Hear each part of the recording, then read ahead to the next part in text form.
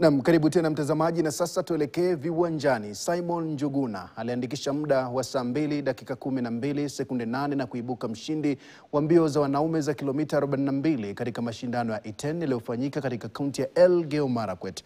Makala 4 pia alishuhudia Flomen Cheyech akitumia muda wa saa 2 dakika 32 na sekunde 11 kutawazwa bingwa wa kilomita 42 upande wa wanawake. Mashindano ya mwaka huu yaliandaliwa kama kumbukumbu tu ya waathiriwa wa maporomoko ya ardhi yaliyosababisha vifo vya watu 40.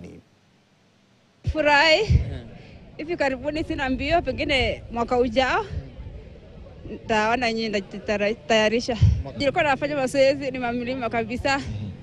Na hata asubuhi tulikuwa tunaanza ilikuwa baridi, na hata venye nilikuwa nafanya mazoezi ilikuwa baridi kabisa.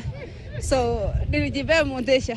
Okay, wili kikuwa pengine mazoezi kiendelea vizuri mwaka ujao ningependa nishiriki tena.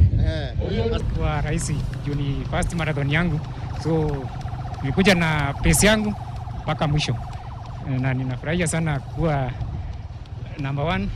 Tena nashukuru Mungu, hiyo njia naijua vizuri juu ndio tunapigia mazoezi, so kuna that advantage kidogo kujua hiyo milima venye nitaikwea juu mwisho iko na milima. Sasa hizi nimekwambia ilikuwa marathon yangu ya kwanza, so at least kuanzia saa hizi kulingana na coach atapanga nione hata sina management, so nione kama naweza sign kama management, at least itanipush mbele niweze hata kupata race at least ya nje.